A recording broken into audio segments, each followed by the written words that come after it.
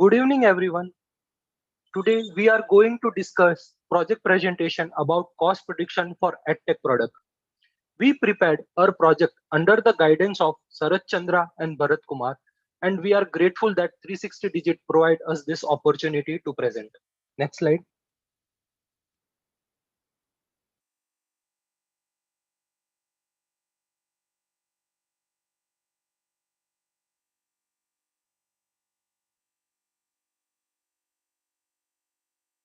So following are the team members who have contributed to this project under the guidance of mentor, myself Sahul, our teammates are Niveta, Hardik, Sahil and Anudeep. Next slide.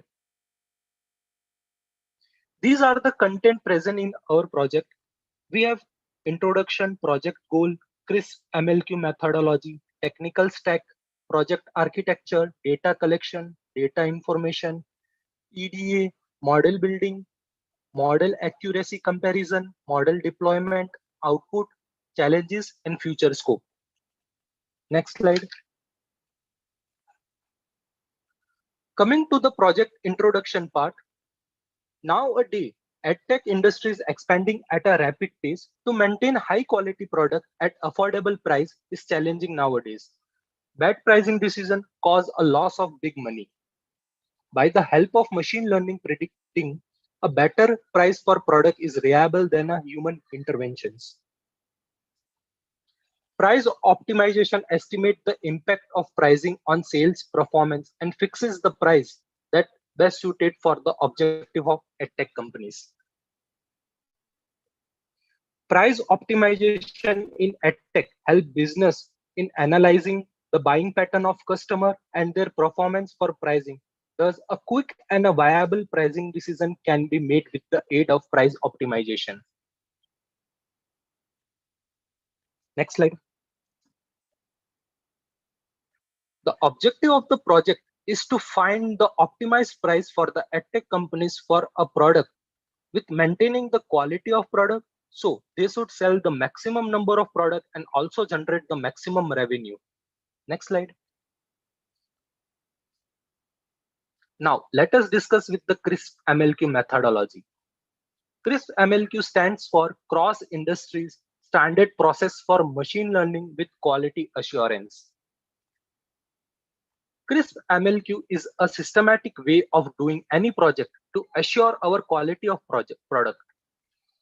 So the steps of CRISP-MLO are business and data understanding, data engineering. It is also known as data preparation, model building, model testing and evolution, deployment, monitoring, and maintenance. Next slide. Coming to the technical stack, we have used different packages like Pandas, NumPy, Matplotlib, Seaborn, sklearn, and Streamlit. We have used Jupyter Notebook, which is an integrated development environment for developing the Python codes. For deployment, we use Streamlit and Heroku and SQL for storing the data. Next slide. So SQL stands for Structured Query Language. It is used for the relational databases. A SQL database is a collection of tables that stores a specific set of structured data. We have stored our data in Microsoft SQL. Next slide. So here are the steps where we connect SQL to the Python. Thank you so much. The presentation will be taken forward by the Niveta. Thank you, Sabu. Good evening, everyone. I'm Niveta. As you can see on the screen, I'm going to give you an overview of our project. We all know that our project goal is to predict the price of the course. So based on our objective, first we need to understand the business problem and which features are important for predicting the price of the course. After understanding the features that we need to predict, now we are going to collect the data, and we did collect the data using SQL and Excel. After that, We are importing our data from SQL to Python and with some data pre-processing techniques like treating missing values and treating duplicate values. After data pre-processing, we need to visualize our data using matplotlib and seaborn libraries to know what our data is trying to say. And then the next step is feature engineering. So as you see in the picture 01, here we need to normalize or standardize our data to appear similar across all rows and columns, all records and fields, and to get higher quality data. After feature engineering, we need to do model building part. Here, we need to find which algorithm will help us to predict the price. So here we use AutoML library, which help us to get the accuracy for different algorithms. Out of all algorithms, we are going to select which algorithm will give the best fit. So here we use gradient boosting regressor. After this, our model is ready for the deployment. Here we use Streamlit and Heroku for deployment, and then the output will be stored in SQL database. Next slide, please. And it's about data collection. Data collection is the procedure of collecting data for research using some standard validation techniques. As we know, collecting data is based on two different types. One is primary data source, which means collecting data at source, like surveys, web scraping. And then second one is secondary data source, which is collected beforehand. Here we have collected data from internet and some data collected by using web scraping. Finally, we have collected 250 rows and 23 columns. Next slide, please. Here I'm going to explain the features of our data and then the information or description of our features. Institute, name of the institute. We have to compare other institutes like how they fix prices for the particular course. So we have taken here the institute and the institute brand value, the reputation of the institute, the trust having by people on these institutes, course title, name of the course, and online live class. The institute provide online live classes or not, online pre-recorded sessions. The course have access for the recorded sessions or not. Next slide, please. Offline classes, availability of offline classes for the particular course. State, place of institute. Depends upon the state, prices may vary. And instructors grade. Based on salary, qualification, and experience, we have given the value like ABC. Number of instructors, number of tutors for the particular course, course level, difficulty level of the course. The values are advanced, intermediate, and beginner. Course length, time length of the course, support staff required, number of non-teaching staff like salesperson for the institute. Next slide. Cost of course curriculum, cost incurred by making curriculum, study material cost of books, study materials, office rent, rent of office based on the location, infrastructure cost of construction, engineering cost, electricity charge, miscellaneous expenses, expenses of advertising some internal works, cost of acquisition, expense, competition level, market scope of the specified course. Some courses have high demand, some have low demand. Currently, data science have high demand in EdTech market technology. Placement, institute, and then particular course offers placement. The values are between yes or no. And then finally, our target variable price. Thank you again. Hereafter, Hardik will take the EDA part.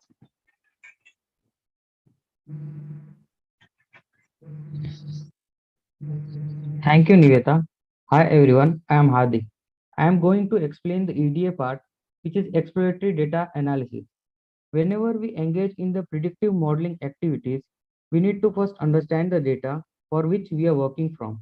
And it is generally a good practice to understand the data first and try to gather as many as insights from it.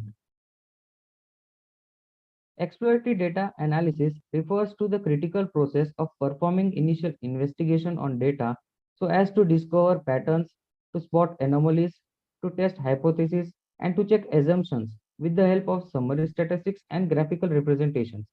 And as it is said by the Ronald Coase, if you torture the data long enough, it will confess to anything. The primary motive of EDA is to examine the data distribution, handling the missing values of the dataset, handling the outliers, removing the duplicated data, encoding the categorical variable, normalizing and scaling of the data. Correlation chart. Correlation explains how one or more variables are related to each other. From the correlation chart, we can observe that price of the course is maximum influenced by course length, study material cost, and miscellaneous expenses. Box plot. Box plot is a standardized way of displaying the distribution of data.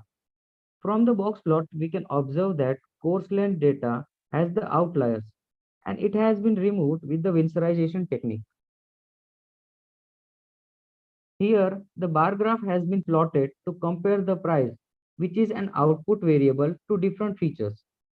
First graph has been plotted between the price and a course title. In this, we observe that average artificial intelligence course costs around 50,000, whereas the data science and Tableau average cost is around 33,000 and 13,000 respectively. Therefore, we can say that the AI courses are costlier than the other courses. Second graph is plotted between the price and a course market, which shows that course taken by the school is at the low cost when compared to the others. Further, the presentation will be taken over by Sahil. Thank you, Hardik. So after we get the desired data, now the next step is model building. A machine learning model is a file that has been trained to recognize certain patterns. We train a model over a set of data, providing it an algorithm, and that is used to reason over and learn from those data. Once we have trained the model, we can use it to reason over the data that it hasn't seen before and make predictions about the data. Next slide, please. So there are different types of machine learnings that are available: supervised learning, unsupervised learning, semi-supervised learning, and reinforcement learning. So since our data has a output variable, so we use supervised learning. And since the output variable is continuous, so we chose regression model. Next, please. So for model building, we use AutoML. So what is AutoML? AutoML automates the selection, composition, and parameterization of machine learning model. It starts with identifying relevant data sets and prepare them for analysis. Choose the type of machine learning algorithm to use, build an analytical model based on the chosen algorithm, train the model on the test dataset and revise it as it needed, run the model to generate scores and other findings. So there are different types of AutoML that are available, like PyCaret, AutoScikit-learn, Teapot, H2O, etc. So we chose PyCaret. Next slide, please. So when we chose the PyCaret, so we ran over, chose a regression models. So it gave it test over 15 models of regression, and we got this results. So by comparing the RMSE R2 square, we chose the gradient boosting regressor as an model, best model. Next slide, please. So after we chose the model, the next step is to get the best parameters. To get the best parameters, we tried with different parameters using grid search CV and randomized search CV. So from that, we chose the best parameters. Next slide, please.